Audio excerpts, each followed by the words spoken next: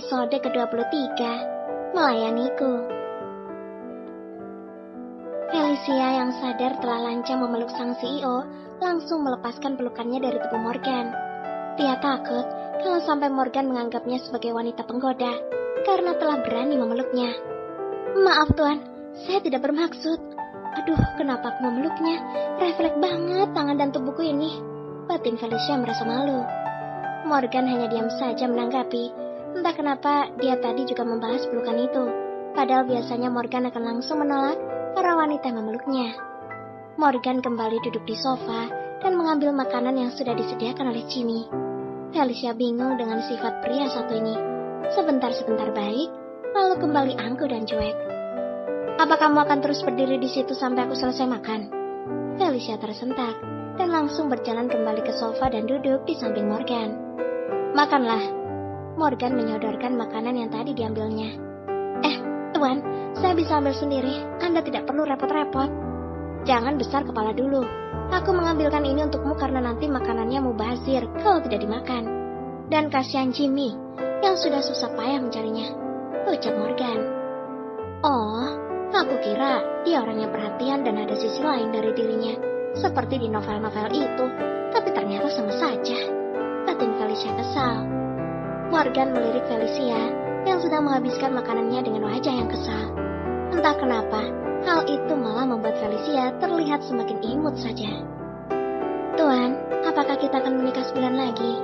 Tanya Felicia menoleh. Morgan yang tidak ingin ketahuan karena mengamati Felicia diam-diam hanya bisa berdeham. Ya, kita akan menikah sebulan lagi. Apa kamu keberatan? Tanya Morgan.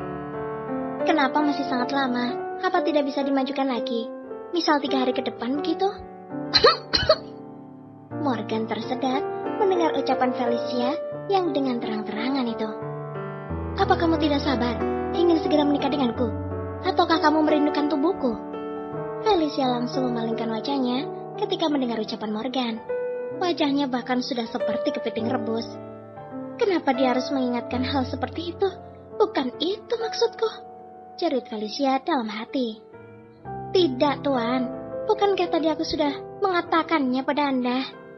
Morgan memegang bahu Felicia dan menghadapkan ke arahnya. Asal kamu tahu ya, meskipun pernikahan ini nanti hanya karena sebatas perjanjian, karena kamu telah menyelamatkanku dan aku sudah merenggut keperawananmu. Tapi aku sudah mengatakan bahwa aku tidak bisa memberikan cintaku padamu. Semua ini hanyalah sebagai bentuk formalitas. Dan juga kamu sudah berjanji padaku untuk tidak menggunakan uangku, bukan? Iya, Tuan, saya ingat. Tenang saja.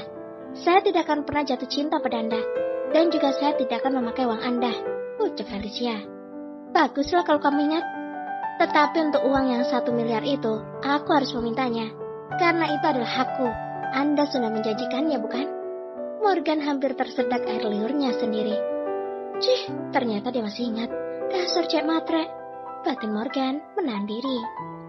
Sebenarnya tadi dia merasa simpati dengan keadaan Felicia, di mana dia dan ibunya selalu mendapatkan hinaan dari istri sah ayahnya. Tuan, jangan berpikir kalau saya cek matre.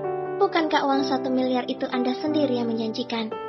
Bahkan saya juga sudah bersedia untuk tidak menggunakan uang Anda sepeser pun.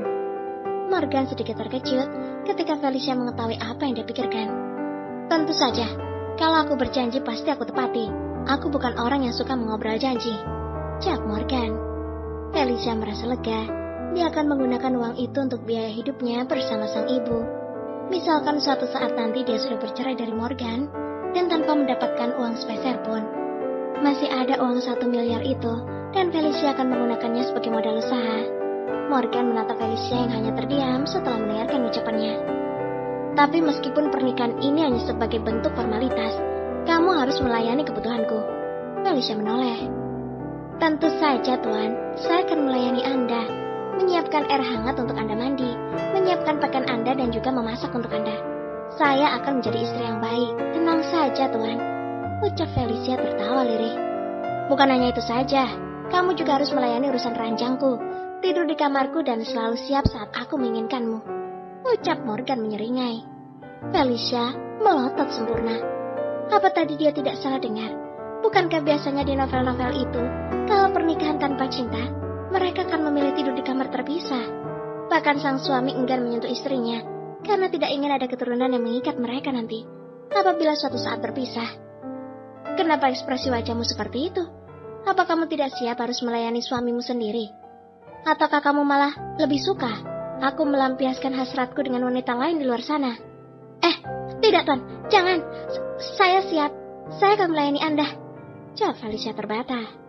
Kalau begitu kita bisa mulai pemanasan dari sekarang.